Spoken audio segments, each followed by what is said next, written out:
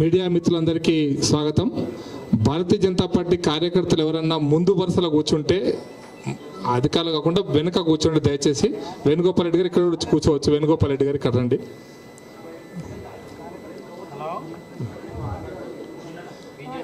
కార్యకర్తలు అందరూ వెనక వెళ్ళండి, టీవీ వెనకకు వెళ్ళాలి, ఎవరు ఇక్కడ ముందర ఉండొద్దు ప్లీజ్.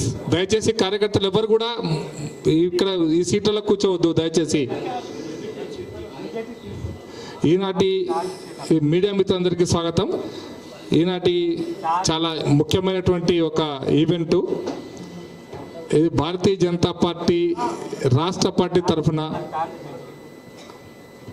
గత 10 సంవత్సరాలుగా తెలంగాణ రాష్ట్రాన్ని పరిపాలిస్తున్నటువంటి బీఆర్ఎస్ పార్టీ యొక్క వాగ్దానాలు, వాళ్ళు ఇచ్చినటువంటి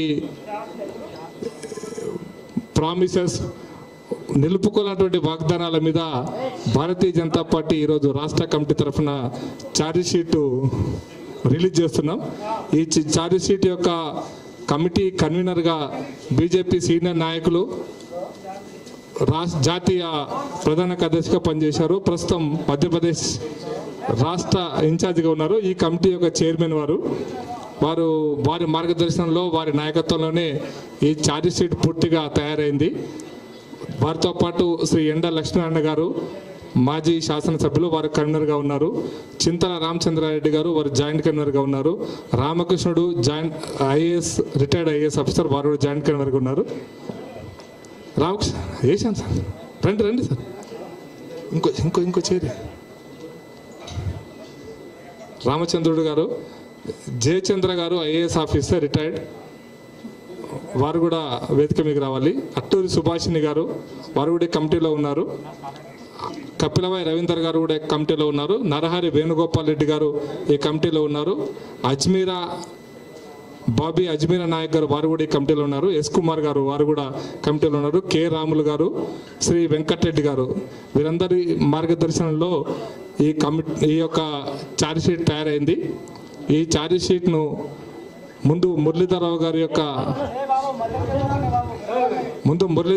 యొక్క వారి మొత్తం ఛార్జ్ షీట్ సంబంధించిన వివరాలు చెప్పిన తర్వాత మిగతా సీనియర్ నాయకులు మాట్లాడతారు.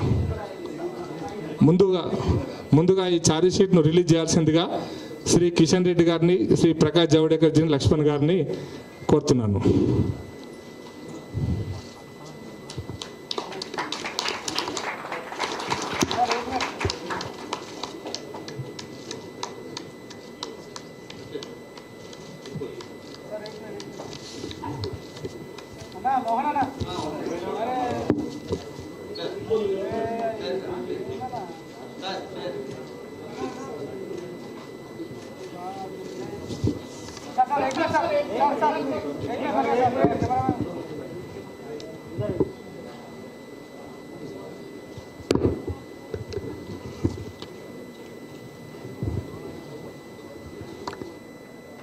Sheet committee chairman Shri Muralidhara Rao గారిని తదుపరి కార్యక్రమాన్ని కొనసాగించవలసిందిగా కోరుతున్నాను.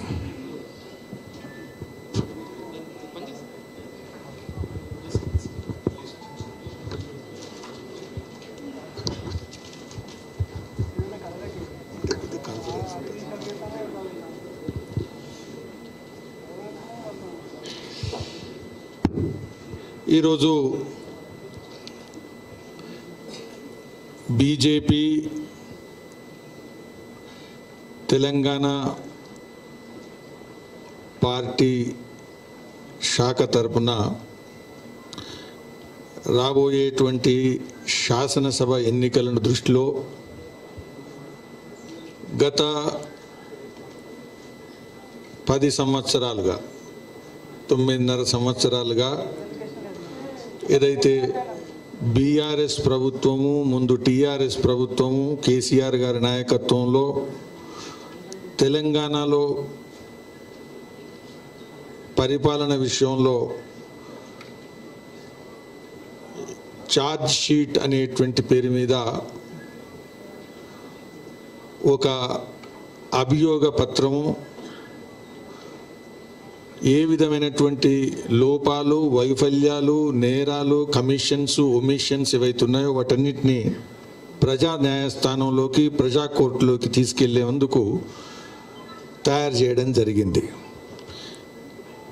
ఇది జారీ చేస్తున్నటువంటి ఈ కార్యక్రమంలో రాష్ట్ర శాఖ అధ్యక్షులు శ్రీ కిషన్ రెడ్డి గారు, కేంద్ర మంత్రి, అదేవిధంగా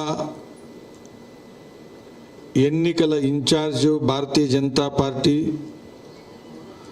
మాజీ కేంద్ర మంత్రి, పార్టీ సీనియర్ నాయకులు శ్రీ ప్రకాష్ జావడేకర్ గారు, బీజేపీ ఓబీసీ మోర్చా జాతీయ అధ్యక్షులు, రాజ్యసభ సభ్యులు శ్రీ డాక్టర్ లక్ష్మణ్ గారు, అదేవిధంగా సీనియర్ నాయకులు తెలంగాణ నుంచి తమిళనాడు పార్టీ బీజేపీకి సహప్రభారీగా వ్యవహరిస్తున్నటువంటి శ్రీ పొంగులేటి సుధాకర్ రెడ్డి గారు, అదేవిధంగా రామచంద్రుడు గారు ఐఏఎస్ ఆఫీసర్, అదేవిధంగా ఐపీఎస్ ఆఫీసర్ జయచంద్ర గారు, పార్టీ సీనియర్ నాయకులు, ఈ యొక్క చార్జ్ షీట్ కమిటీకి కన్వీనర్గా వ్యవహరించినటువంటి ఎండల్ లక్ష్మీనారాయణ గారు, నాతో పాటు ఉండేటువంటి అందరు సభ్యుల పేర్లు చెప్పడం జరిగింది. ఇందులో లక్ష్మీనారాయణ గారితో పాటు ఇక్కడ లేరు కానీ చింతల రామచంద్రారెడ్డి గారు, అదేవిధంగా చంద్రవదన్ గారు, అట్లూరి సుహాసిని గారు, నరహరి వేణుగోపాల్ రెడ్డి గారు, కపిల్ వై రవీందర్ గారు, శ్రీమతి బాబీ అజ్మీరా నాయక్ గారు, ఎస్ కుమార్ గారు ఇక్కడ లేరు, రాములు గారు ఇక్కడ లేరు, వెంకటరెడ్డి గారు ఇక్కడ ఉన్నారు. వీళ్ళందరూ కూడా గత కొన్ని రోజులుగా బీజేపీ తెలంగాణ తరపున ఈ చార్జ్ షీట్ విషయంలో చర్చించి వీటినన్నిటిని కూడా ఒక డ్రాఫ్ట్ చేసి ఈరోజు జారీ చేయడం జరుగుతుంది. ఇది ఇంతకుముందు తెలియనటువంటి లేకపోతే పార్టీ పోరాటం చేయనటువంటి అంశాలు కాదు. అనేక సార్లు గత 9 సంవత్సరాలుగా పార్టీ నిరంతరం పోరాటం చేస్తూ, ఉద్యమాలు చేస్తూ అనేక సార్లు లేవనెత్తినటువంటి అంశాలను ఈరోజు శాసనసభ ఎన్నికలు వస్తున్నటువంటి తరుణంలో ప్రజల ముందు ఒకసారి అన్నిటినీ పూర్తిగా సంకలనం చేసి ప్రజల దృష్టికి తీసుకెళ్లాలా, ప్రజలు వాటన్నిటిని చూసి చదివిన తర్వాత, తెలుసుకున్న తర్వాత, మరొకసారి సమాలోచన చేసిన తర్వాత సరి అయినటువంటి నిర్ణయం తీసుకుంటారు అనేటువంటి ఉద్దేశంతో ఈ యొక్క ఛార్జ్ షీటు రూపొందించడం జరిగింది. మిత్రులందరికీ కూడా ఈ మీడియా సెంటర్లో బీఆర్ఎస్ ప్రభుత్వాన్ని బీజేపీ ఛార్జ్ షీట్లో మేము మాట్లాడుతున్నప్పుడు అన్నిటికైనటువంటి ప్రధాన అంశం ఏదైతే ఉందో అది అవినీతి అనేటువంటి అంశం. BRS rule has become synonymous with the corruption. ఈరోజు భారతదేశంలో కరప్షన్కు ఒక ఉదాహరణ కావాలంటే, అవినీతికి, లంచగొండితనానికి ఒక ఉదాహరణ కావాలనుకుంటే the example for the corruption is BRS regime in Telangana. దీని విషయంలో అనేక అంశాలు ఏదైతే ఉన్నాయో అనేక అంశాలను మేము తీసుకురావడం జరిగింది. అది రాష్ట్ర ప్రభుత్వం, రాష్ట్ర స్థాయిలో ఉండేటువంటి పరిపాలనలో ఉండేటువంటి అంశాలు కావచ్చు, అదేవిధంగా నీతి నిర్ధారణ చేసేటువంటి పాలసీ మేకింగ్ విషయంలో కావచ్చు, అడ్మినిస్ట్రేటివ్ సిస్టంలో ఇంప్లిమెంటేషన్ అమలు విషయంలో కావచ్చు, అదేవిధంగా కింది స్థాయిలో ఉండేటువంటి అధికార యంత్రాంగం కావచ్చు, అడ్మినిస్ట్రేటివ్ మెషినరీ కావచ్చు, అదేవిధంగా టీచర్సు లేకపోతే ఇతర పోస్టుల యొక్క రిక్రూట్మెంట్ కావచ్చు, ట్రాన్స్ఫర్ కావచ్చు, పోస్టింగ్ కావచ్చు, ఏది అయినా ఈరోజు అవినీతి అనేటువంటి అంశం లేకుండా ఈ ప్రభుత్వం నడవట్లేదు అనేటి విషయంలో అనేక ఉదాహరణలు మేమందరం కూడా ఇందులో ఇవ్వడం జరిగింది.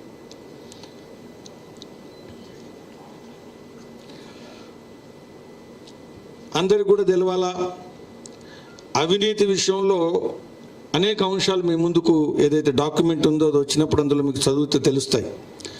మీ అందరికి కూడా తెలవాలి, చాలా పాపులర్ స్టోరీ మనందరం వింటాం.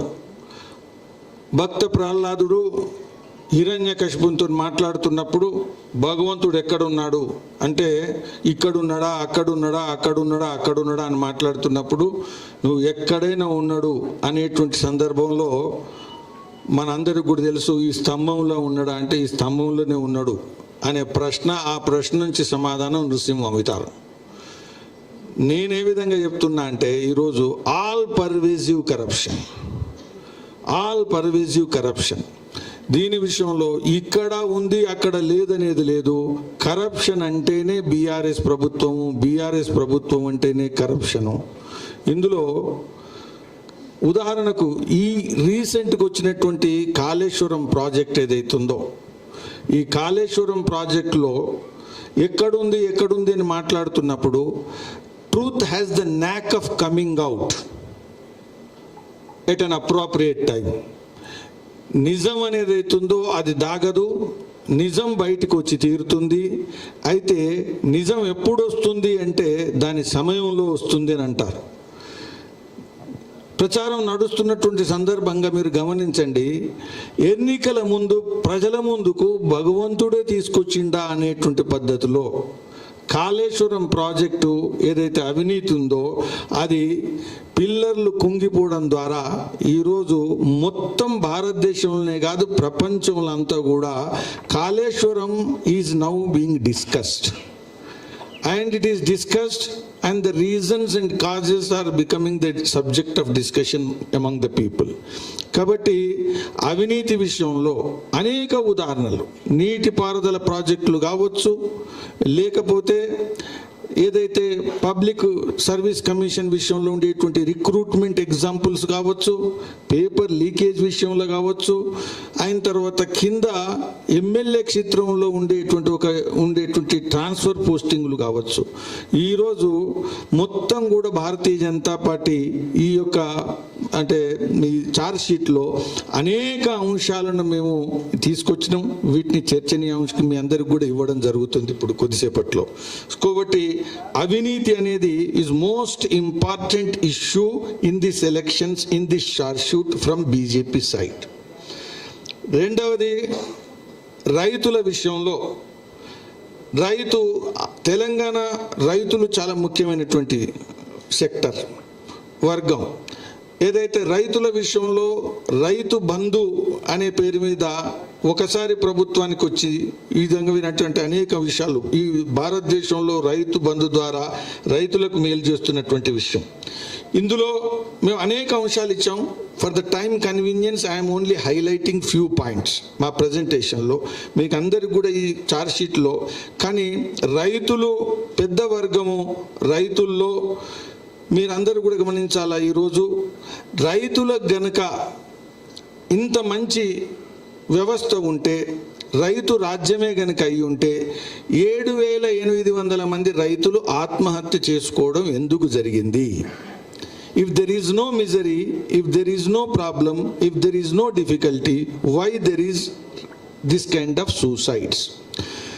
రెండవది రైతుల విషయంలో మీకు ఏదైతే కరెంటు విషయంలో మాట్లాడుతున్నప్పుడు 24 గంటలు విద్యుత్ ఇస్తున్నాం అంటున్నారు. ఈరోజు ఎక్కడికి వెళ్ళినా అందరికి కూడా ఈ యొక్క quality of power and availability of power వీటన్నిటి విషయంలో, అదేవిధంగా రుణమాఫీ విషయంలో 1 లక్ష రుణమాఫీ ఏదైతుందో అది వడ్డీలకే సరిపోయేటువంటి పరిస్థితి వచ్చింది. దాని విషయంలో కూడా మేము మెన్షన్ చేసి క్లియర్గా ఇచ్చాం. ప్రతి నియోజకవర్గంలో 1,00,000 ఎకరాలకు సాగునీరు అందిస్తామని గత 9 ఏళ్లలో 1 ఎకరా కూడా అదనంగా సాగునీరు అందివ్వలేదు. సాయిల్ కార్డు విషయం కావచ్చు, మనందరికీ కూడా తెలుసు క్లైమేట్ ఏదైతే ప్రకృతి ఏదైతుందో తెలంగాణ సీడ్ ప్రాసెసింగ్కు ఉపయోగపడేటువంటి ప్రాంతం. సీడ్ బోల్గా మారుస్తా అన్నారు. ఈరోజు సీడ్ బోల్ విషయంలో కానీ ఇంకేదైనా పరిశోధన కేంద్రాలు అంటే అనేక రకాలైనటువంటి క్రాప్ డైవర్సిఫికేషన్ కావచ్చు, వీటన్నిటికి కావచ్చు, ఈవెన్ టర్మరిక్ విషయంలో పరిశోధన కేంద్రాలు నేను ఏర్పరుస్తా అన్నాడు. ఒక్క పరిశోధన కేంద్రం కూడా ఇప్పటి వరకు రాలేదు. అదేవిధంగా రైతులకు ఎరువు ఉచితంగా ఇస్తా అన్నటువంటి వ్యక్తి నేను పుట్టిందే ఎందుకు, ఇవన్నీ కూడా ఇందులో మేము మెన్షన్ చేశాం. నేను డీటెయిల్స్ మాట్లాడట్లేదు. 2018-19 నుంచి రైతాంగానికి సాగుకు సరిపడా ఎరువులు ఉచితంగా పంపిణీ చేస్తామని హామీ ఇచ్చిండు. కేసీఆర్ పుట్టిందే అందుకు కావచ్చు అన్నాడు. ఉచితంగా బస్తా యూరియా కూడా ఇవ్వలేదు. అదేవిధంగా మీరు అందరికి కూడా ఇవాళ మేనిఫెస్టోలో ఏదైతే ఇప్పుడు ధరణి విషయం ఏదైతే ఉందో చాలా ఇంపార్టెంట్ విషయం. Dharani as a mechanism has become the legal way of acquiring the lands. ఏదైతే రకరకాల డిస్ప్యూట్ ఉండేటువంటి ల్యాండ్స్ను వీళ్ళు లక్ష్యబద్ధంగా దగా చేసి మోసం చేసి భూమి కబ్జా చేస్తున్నారు. వీటన్నిటి విషయంలో మేము అది చేస్తున్నాం. నెక్స్ట్ చాప్టర్ దళితుల విషయంలో వివరంగా మాట్లాడాం. నేను అన్ని విషయాలు చెప్పట్లేదు. దళితుల విషయంలో 3 ఎకరాల భూమి కావచ్చు, చీఫ్ మినిస్టర్ కావచ్చు, మండలానికి ఒక అంబేద్కర్ వికాస్ కేంద్రం కావచ్చు, ఎస్సీ పారిశ్రామికవేత్తల ₹1 కోటి సహాయం కావచ్చు, దళిత సంక్షేమానికి 50,000 కోట్లు కావచ్చు, ఎస్సీలపై జరిగేటువంటి సంబంధించిన కేసుల్లో ఫాస్ట్ ట్రాక్ కోర్ట్స్ కావచ్చు. అదేవిధంగా గిరిజనులు పోడు భూముల విషయంలో 12% రిజర్వేషన్ విషయంలో సబ్ ప్లాన్ ఏదైతే ఎస్సీ ఎస్టీ సబ్ ప్లాన్ నిధులు నోడల్ ఏజెన్సీల విషయంలో, అదేవిధంగా మునుగోడు ఉప ఎన్నికల సమయంలో ఎస్టీలకు గిరిజన బంధు ఇస్తామన్న విషయంలో, ఈ విధంగా ప్రతి బీసీల విషయంలో కూడా there is a chapter, there is a point how this government has betrayed the BCs అనేటువంటి విషయంలో చెప్పడం జరిగింది. కాబట్టి మోస్ట్ బ్యాక్వర్డ్ కార్పొరేషన్ అనేటువంటి కార్పొరేషన్ కూడా ఇస్తా ఉన్నారు. 1000 కోట్లు కేటాయిస్తా అన్నాడు. 1 పైసా కూడా ఇవ్వలేదు. ఎంబీసీల కుల వర్గీకరణ చేయలేదు. ఈ విధంగా చేనేత కార్మికులు, గొల్ల కార్మికులు, చేనేత కార్పొరేషన్ విషయంలో, రజకుల విషయంలో కూడా ఇలా డీటెయిల్స్ అన్నీ కూడా మేము ఛార్జ్ షీట్లు ఇవ్వడం జరిగింది. అదేవిధంగా రాష్ట్ర వ్యాప్తంగా తాటి వనాలు, ఈత వనాలు పెంపు కోసం ప్రతి గ్రామంలో 5 ఎకరాలు ఇస్తా అన్నటువంటి విషయం, మత్స్య కార్మికుల సమీకృత చేపల మార్కెట్ ఏర్పాటు చేస్తా అని చెప్పడం జరిగింది. ఈ విధంగా 2014లో 2018 మేనిఫెస్టోలో 2 మేనిఫెస్టోలు, అదేవిధంగా అసెంబ్లీలో బయట రకరకాల సమయంలో, అది మున్సిపాలిటీ ఎలక్షన్స్ కావచ్చు, అది గ్రామ పంచాయతీ ఎలక్షన్స్ కావచ్చు, వీటి ఇతరత్ర ఎన్నికల సమయంలో ఏదైతే ప్రజల మధ్య చేసినటువంటి వాగ్దానాలు, these kind of references. One framework is 2014 manifesto and another framework is 2018 manifesto, and third important point, on the floor of the assembly various times he has promised and outside in the public domain whatever he has promised. వీటన్నిటి విషయంలో మేము పూర్తిగా అన్ని తీసుకొని ఏ విధంగా వాగ్దానం చేయడం జరిగింది, ఏ విధంగా వాగ్దానం వైఫల్యం చేయడం జరిగింది. అదేవిధంగా విద్యారంగం విషయంలో ఐఏఎస్ తరహాలో మన స్టేట్లో అడ్మినిస్ట్రేటివ్ సర్వీస్ విషయంలో ఏ విధంగా ఒక ప్రత్యేకంగా సంస్థ ఏర్పాటు చేస్తా అని వ్యవస్థ ఏర్పాటు చేస్తడం జరిగింది. అదేవిధంగా జిల్లాకు మెడికల్ కాలేజ్ అని ఘనంగా చెప్పుకుంటే ఈరోజు ఇన్ఫ్రాస్ట్రక్చర్, ఆ మెడికల్ కాలేజీలకి ఇన్ఫ్రాస్ట్రక్చర్ ఎలా ఉంది, అదేవిధంగా ప్రతి జిల్లాలో ఇంజనీరింగ్ కళాశాలలు, ప్రతి నియోజకవర్గంలో పాలిటెక్నిక్ కళాశాలలు నిర్మిస్తా అన్న విషయం, వాటి పరిస్థితి ఏంది, ఇన్ఫ్రాస్ట్రక్చర్ పరిస్థితి ఏంది, అదేవిధంగా హాస్టల్స్లో ఉండేటువంటి విద్యార్థులకు ఉండేటువంటి భోజన వ్యవస్థ ఏ విధంగా నడుస్తుంది, how this various incidents happened, ఇవన్నిటి విషయంలో. వైద్య రంగంలో హామీలు, ఆయుష్మాన్ భారత్, భారతదేశంలో ఏర్పాటు చేసినటువంటి ఆయుష్మాన్ భారత్ను అమలు చేయకుండా కరోనా సమయంలో ఏ విధంగా కార్పొరేట్ వ్యవస్థకు అనుకూలంగా ఉండేటువంటి అనేక చర్యలు జరిగాయి. రెమ్డెసివిర్ విషయంలో కానీ లేకపోతే ఇతరత్ర విషయంలో ఏ విధంగా కార్పొరేట్ ఎక్స్ప్లాయిటేషన్ జరిగింది, వీటన్నిటిని కూడా పూర్తిగా లోతుగా మేము చర్చించడం జరిగింది. అదేవిధంగా ప్రభుత్వ ఆసుపత్రులు ఏదైతే కార్పొరేట్ ఆసుపత్రులకు ధీటుగా మేము 4 కార్పొరేట్ ఆసుపత్రులు ఏర్పాటు చేస్తా అన్నది, అఫ్జల్గంజ్లో ఉండేటువంటి మన ఉస్మానియా ఆసుపత్రిని ఏ విధంగా చేస్తా అన్నది, మండలానికి 30 పడకలు నియోజకవర్గానికి 100 పడకల యొక్క హాస్పిటల్ ఏర్పాటు చేస్తున్నది, వాటి విషయంలో అమల్లో వైఫల్యం, వీటన్నిటి విషయం కూడా చాలా స్పష్టంగా చెప్పడం జరిగింది. మహిళలకు అన్యాయం, డ్వాక్రా మహిళలకు వడ్డీ లేకుండా 10 లక్షల రుణాలు ఇస్తాననడం, రాష్ట్రంలో మహిళా విశ్వవిద్యాలయం ఏర్పాటు చేయడం గురించి మాట్లాడడం, మహిళల రక్షణ విషయంలో ఏ విధంగా మాట్లాడారు, ఏ విధంగా లా అండ్ ఆర్డర్ ప్రాబ్లమ్స్ పెరిగాయి, ఇన్సెక్యూరిటీ పెరిగింది.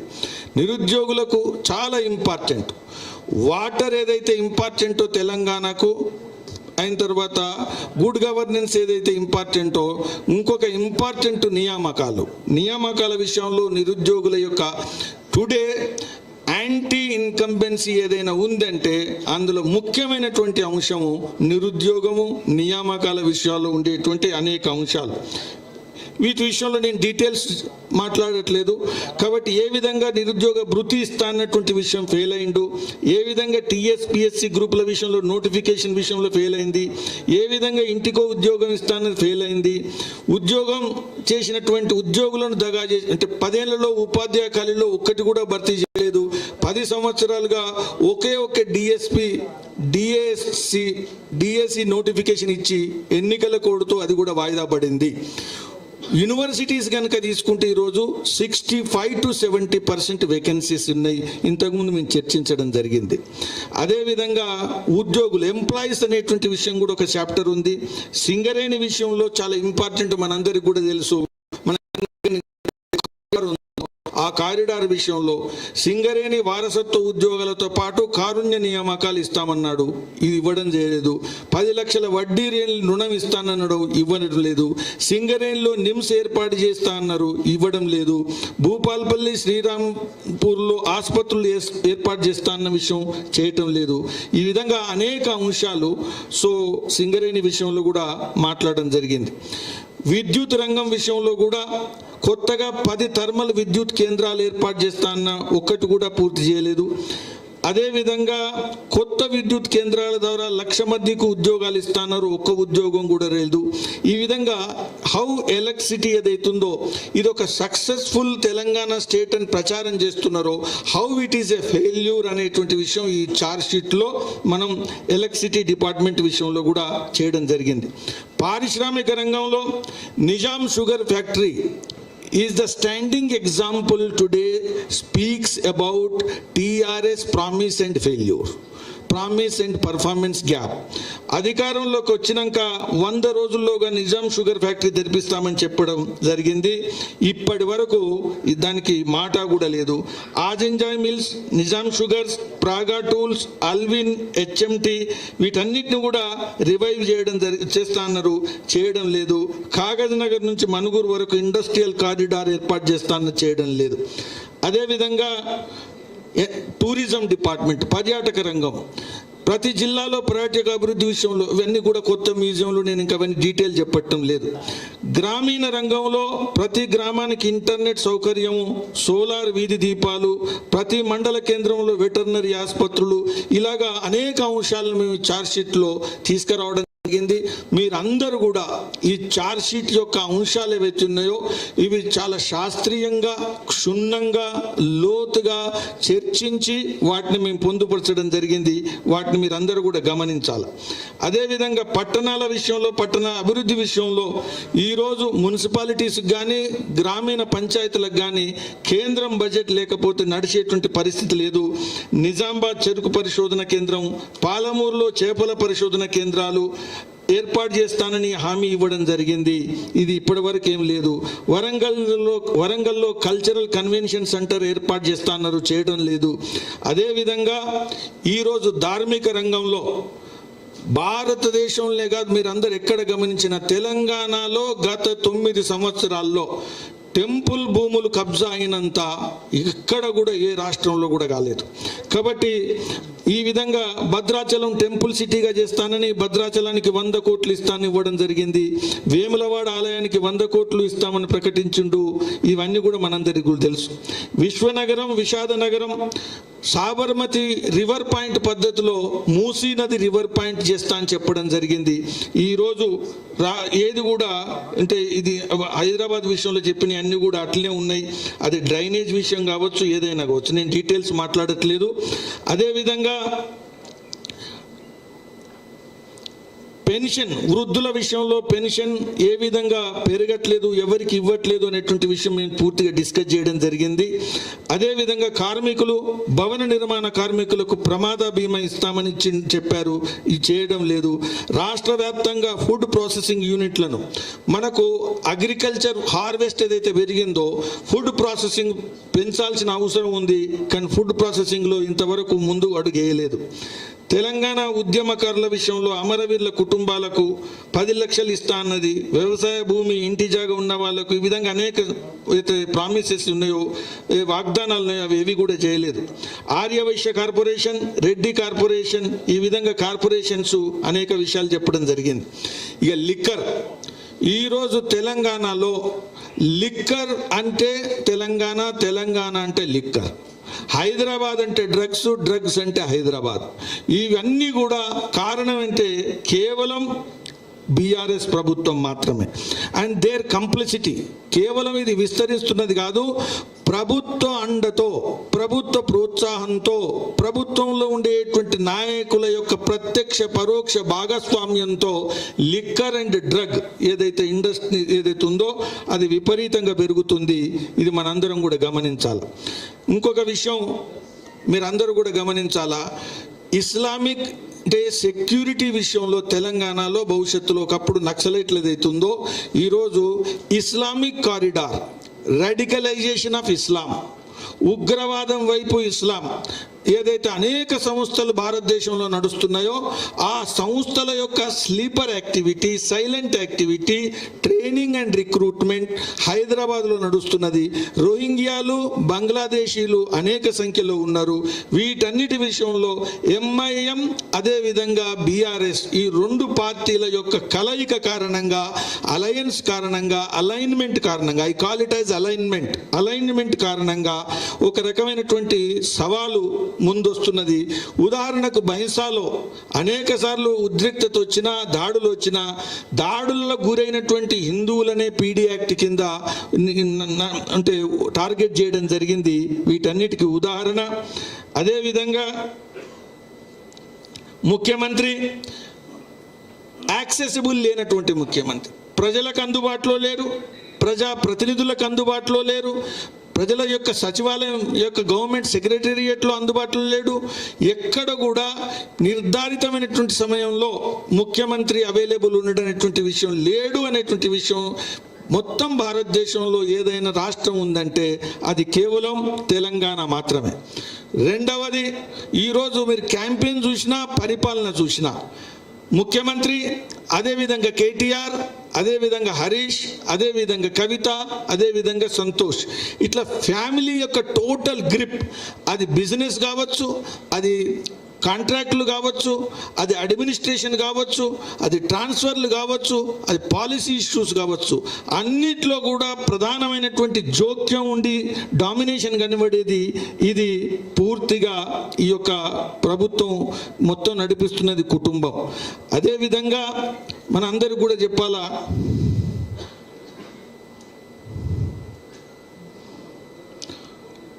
మీరందరూ కూడా వీళ్ళ మేము ఛార్జ్షీట్లో పెట్టాం, కంప్లైంట్స్ ఇవ్వదలుచుకుంటే, ప్రజలు కంప్లైంట్ ఇవ్వదలుచుకుంటే ఒక వాట్సాప్ నంబరు అందరూ ప్రభుత్వం ఇచ్చింది, 040234555205. మీరు కూడా మమ్మల్ని టెస్ట్ చేయదలుచుకుంటే ఈ యొక్క నంబర్కు ఫోన్ చేసి చూడండి. ఈజ్ నాట్ వర్కింగ్ అంటే పబ్లిక్ సర్వీస్ పాయింట్లో ఏదైతే అవినీతి విషయంలో మీకు ఎవరైనా కంప్లైంట్ ఇవ్వాలనుకుంటే ఇచ్చినటువంటి ఏదైతే ఉందో అది మీరు చెప్పొచ్చు అని చెప్పినటువంటి విషయం. కాబట్టి ఇంకొక ఇంపార్టెంట్ విషయం ఛార్జ్షీట్ ఏంటంటే, గత 9 సంవత్సరాలుగా రాష్ట్ర ప్రభుత్వం కేంద్ర ప్రభుత్వంతో పోరాట ధోరణి, సంఘర్షణ, ఉద్రిక్తత, మేము వ్యతిరేకిస్తాము. అనేకమైనటువంటి ప్రజల యొక్క అనుకూలమైనటువంటి అభివృద్ధి కార్యక్రమాల్లో కేంద్ర ప్రభుత్వాన్ని కేవలం రాజకీయంగా వ్యతిరేకించే ఉద్దేశంతో పోరాట ధోరణి, దాని కారణంగా ఫెడరల్ ఫ్రేమ్వర్క్, ఫెడరల్ స్పిరిట్కి ఏదైతుందో ఇది నష్టం కలిగించేటువంటి విధంగా రాష్ట్ర ప్రభుత్వం వ్యవహరిస్తున్నది. కాబట్టి రాష్ట్రాన్ని లూటీ చేయడం, రాష్ట్ర ప్రజల యొక్క ఉండేటువంటి బాగోగులకు నిర్లక్ష్యం చేస్తూ లూటీ చేయడం, వారి మీద ఒక రకమైనటువంటి గుదిబండ లాంటి అప్పులు మోపడం, అదేవిధంగా ప్రజా పరిపాలనలో అనేకమైనటువంటి అవకతవకలు ఏవైతున్నాయో వీటన్నిటిని కూడా ఈ చార్జ్ షీట్లో మేము చాప్టర్ బై చాప్టర్ ఇవన్నీ కూడా డిస్కస్ చేయడం జరిగింది. ఇవి ప్రజలకు మేము రిలీజ్ చేస్తున్నాం, జారీ చేస్తున్నాం. మా ఉద్దేశం ఏంటంటే రాబోయేటువంటి ఈ 20 రోజుల్లో ప్రజలు ఈ యొక్క వైఫల్యాల విషయంలో చర్చించాలని, ప్రజా న్యాయస్థానంలో ప్రజలే న్యాయ నిర్ణీతలు కాబట్టి ప్రజలు న్యాయం చెప్పేటువంటి విధంగా ప్రజలు నిర్ణయం తీసుకోవాలనే ఉద్దేశంతో ఈ యొక్క చార్జ్ షీటు మేము ఈరోజు రిలీజ్ చేస్తున్నాం. ఈ కమిటీ సభ్యులకు, రాష్ట్ర పార్టీ అధ్యక్షుల వారికి, అదేవిధంగా పార్టీలో ఈ యొక్క కార్యక్రమానికి చార్జ్ షీట్లు సహకరించిన వాళ్ళందరికీ ఈ యొక్క సభాముఖంగా నేను ధన్యవాదాలు తెలియజేస్తూ ఈ యొక్క కార్యక్రమాన్ని ముందుకు తీసుకెళ్లాల్సిందిగా కోరుతున్నాను. ధన్యవాదాలు. मुरलीधर राव जी ने अपने सहयोगी के साथ बहुत मेहनत करके बहुत अच्छा डॉक्यूमेंट तैयार किया है. जो अभी उनके हाथ में था वो सब आपको भी मिलेगा. तो copy is ready. Now I will give some headline. हाँ, पहले तो ये सरकार भ्रष्टाचार में डूबी. इतनी भ्रष्ट सरकार देश भर में कहीं नहीं दिखाई दी. खरे तो दुनिया में ऐसी कोई भ्रष्ट सरकार नहीं, इतनी भ्रष्ट सरकार. ये सरकार उन्होंने कॉन्ट्रैक्टर को बेच दिया है. सरकार कॉन्ट्रैक्टर को बेच दिया है. झूठे वादे किए, तेलंगाना स्पिरिट के साथ विश्वासघात किया, केंद्र को असहकार किया, परिवारवाद पूरा चलाया, शराब और ड्रग्स और आतंकवाद इनको प्रश्रय मिला. तो यही इस सरकार की कहानी है. इससे ज़्यादा और बोलने की जरूरत नहीं. मुझे लगता है आपको इतना विस्तार से इन्होंने बताया है मुरलीधर राव जी ने कि आपको कोई सवाल नहीं होंगे. लेकिन अगर इसी विषय पे सवाल अगर होंगे तो किशन जी उत्तर देंगे. आतंकवाद माने NIA has to find the terrorist and arrest from here. Here are many elements. Earlier also and now also we have seen many links, even PFI and many other extremist sources. Radicalization of youth is all happening in Telangana. That is our charge.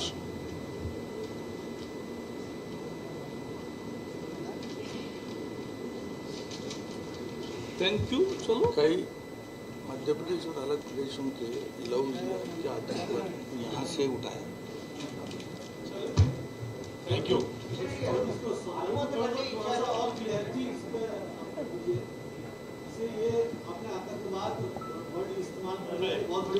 बताता हूँ. नहीं, ऐसा नहीं है. सभी एक minute.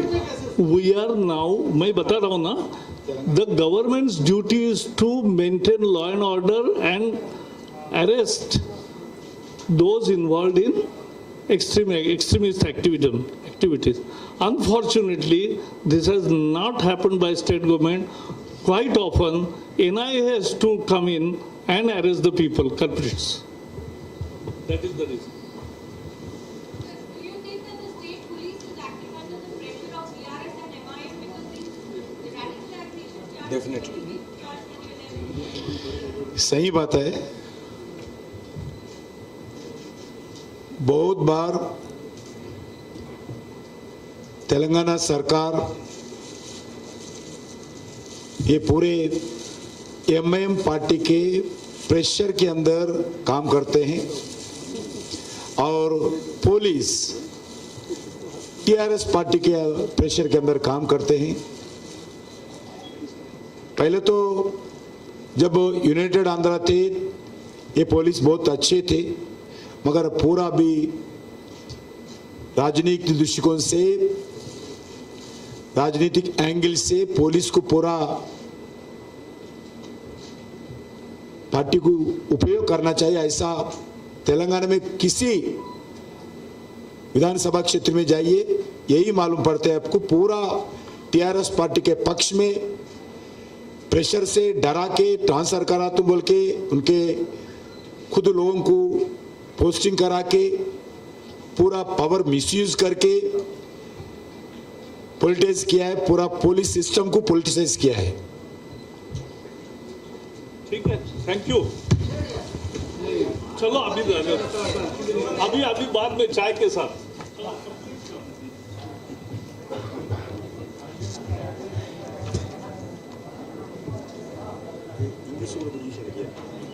English